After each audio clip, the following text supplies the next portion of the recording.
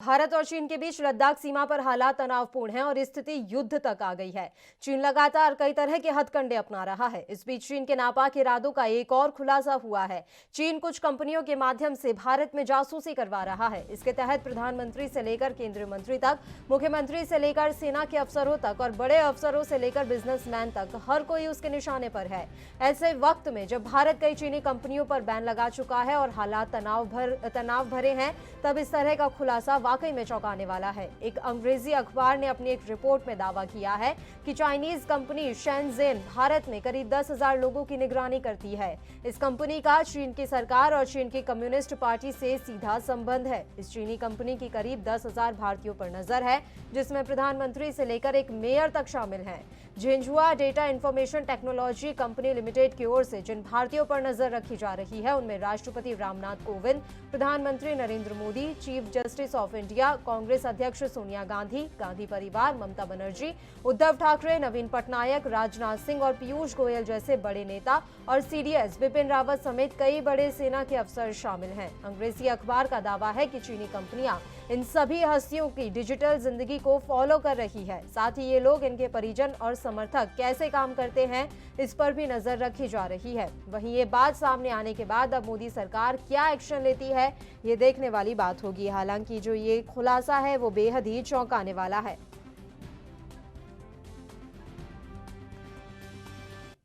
खबर पर चर्चा के लिए डिफेंस एक्सपर्ट अनिल गौड़ इस समय फोन लाइन पर हमारे साथ जुड़े हुए हैं। अनिल जी, देखिए, एक बड़ा खुलासा यहां पर हुआ है, चौंकाने वाला खुलासा।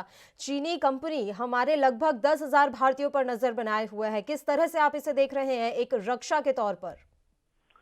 नमस्कार पल्लवी जी।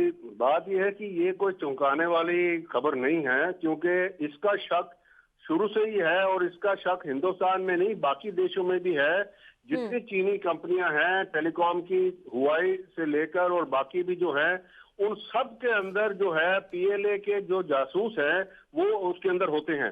चाहे वो कंपनी कंस्ट्रक्शन कंपनी है, चाहे वो कंपनी कोई और चीज में इन्वॉल्व है, हर चीज में जिसमें जब चाइनीज जहां पे भी अपने लोग भेजते हैं, इवन अप टू ये जो यूनिवर्सिटी में स्टूडेंट्स आते हैं, उनके अंदर भी जो है, जो उसके अंदर पीएलए के जासूस होते हैं, वो पीएलए के होते हैं और वो जासूसी के लिए भेजे जाते हैं, disguised as students, disguised as construction workers, disguise. और हुआई और बाकी जो इनकी टेलीकॉम कंपनीज हैं, उनका तो पहले से ही शक था कि ये जितने मोबाइल्स हैं इनके, उन मोबाइल्स के अंदर एम्बेडेड टेक्नोलॉजी उनकी है कि जो जो यूजर है उसकी जो है खबर जो मतलब कि उसका डाटा है, डाटा उसका कंपनी के पास उधर चाइना में होता है, तो वो जो डाटा है मिसयूज किया जा सकता है, यूज किया जा सकता है पीएलए। और पीएलए ने एक पूरा डिक्टेट दिया हुआ है सबको कि सब ने रिपोर्ट करना होता है इनको, पीएलए को, अपने डाटा के साथ।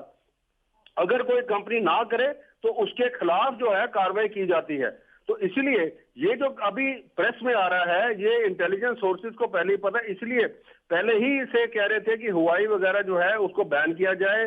जितने चाइनीज ये मोबाइल हैं जो चाइना में बन रहे हैं उनको बैन किया जाए। जो हिंदुस्तान में अगर चाइनीज कंपनी कोई बनानी चाहती है, आती है, तो वो उसको अलाउ किया जाए और उसके ऊपर भी निगरानी हो कि वो जो उसके अंदर जो सामान, जो उसके अंदर सॉफ्टवेयर वगैरह यूज कर रहा है, उसके अंदर क्या क्या है और उसका जो डाटा है वो हिंदुस्तान में प्रोटेक्टेड होना चाहिए, ना कि चीन में।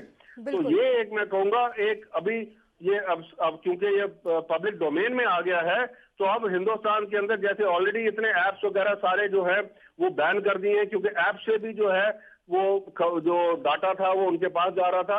अब एप्स के अलावा जितनी ये मोबाइल जो है जो यहाँ पे हिंदुस्तान में नहीं मैन्युफैक्चर हो रहे, उनको भी बैन करना चाहिए। और उसी हिसाब से जैसे हुआई को बैन कर दिया है, कंस्ट्रक्शन कंपनीज को बैन कर दिया है, उसी हिसाब से इनको भी करना चाहिए। बिल्कुल अनिल जी, देखिए, मैं एक चीज़ और आपसे समझना चाहूंगी। जिस तरह से ये बात खुलकर अब सामने आ गई है कि वाकई में जासूसी कर रहा है चीन की कंपनियां हमारे भारतीयों पर नजर बनाए हुए हैं, तो ऐसे में क्या सरकार की तरफ से इस दिशा में कोई कदम बढ़ाया जा सकता है? हालांकि जैसा कि सब जानते हैं कि कई ऐप्स बैन कर दिए गए, कई चाइनीज कंपनियों को भी बैन किया गया है इसी वजह से। इसके अलावा और क्या कुछ रास्ता है सर? देखिए, इसके अलावा ऐसा था कि आपको मैं याद दिलाऊं, कुछ साल पहले जो है, जो टेलीकॉम के अंदर बीएसएनएल ने टेंडर किया था उसके स्विच गेयर्स के लिए, और उसके अंदर जो चाइनीज कंपनी है उसका जो टेंडर लोएस्ट था, तो पर हिंदुस्तान की गवर्नमेंट ने उसको रद्द कर दिया टेंडर को, और उनको कहा कि आप चाइनीज कंपनी का कोई भी जो स्विचिंग गियर वगैरह है नहीं इस्तेमाल करेंगे। इसी हिसाब से हिंदुस्तान गवर्नमेंट को बाकी जो प्राइवेट ऑपरेटर्स हैं, चाहे वो एयरटेल है, चाहे रिलायंस है, चाहे ये अपना आइडिया और दूसरा वीडियोकॉन वगैरह है, सॉरी वोडाफोन है, और बाकी जो है उनके अंदर भी इनको ये कहना चाहिए कि वो जो है चाइनीज इक्विपमेंट जो है ना इस्तेमाल करें यहाँ पे, क्योंकि हिंदुस्तान में जब आप चाइनीज इक्विपमेंट जो बाकी अगर प्राइवेट प्लेयर इस्तेमाल करें और बीएसएनएल नहीं करे, तो उससे ये होगा कि जो भी लोग हैं जो एयरटेल के या वोडाफोन के या जियो के मोबाइल यूज करने हैं, उनके अंदर एक वो क्या कहूंगा एक ड्रॉबैक रहेगा कि उनकी इंफॉर्मेशन या जो बात वो कर रहे हैं, जो वो डाटा शेयर कर रहे हैं आपस में, वो जो है चाइनीज कंपनी के सर्वर्स में चला जाएगा और वहां से वो फिर चाइना के पास रहेगा। तो इसीलिए गवर्नमेंट को एक बड़ा अपना एक स्ट्रिक्ट इंस्ट्रक्शन देनी है, और प्लेयर्स भी जितने हैं, क्योंकि ये सारे देखते हैं कि जी चाइना से माल सस्ता है तो उधर से ले लीजिए। आप उसको बजाय आप स्वीडन से लीजिए, आप दूसरी जगह फ्रांस से लीजिए, अमेरिका से लीजिए, जो ठीक है महंगा पड़ेगा कोई बात नहीं, पर यह है कि उसके अलावा आप अपना डेवलप कराइए, ताकि हिंदुस्तान जो है अपनी जो चीजें हैं उसके अंदर तो सुरक्षित रहे। आप देखिए, आप चाइना से अगर आप कोई ऐसी जासूसी करना चाहेंगे, उनके अंदर आपको बिल्कुल अलाउ नहीं करते, वो उसके आपके पीछे उनके बिल्कुल सख्त जासूस लगे कदम होते उठाने हैं। की यहाँ काफी जरूरत है। अनिल जी, आपकी बात एकदम सही है। बहुत बहुत शुक्रिया तमाम चर्चा के लिए, आप हमारे साथ। देश दुनिया की खबरों के लिए एएनबी न्यूज को सब्सक्राइब करें और बेल आइकन दबाएं।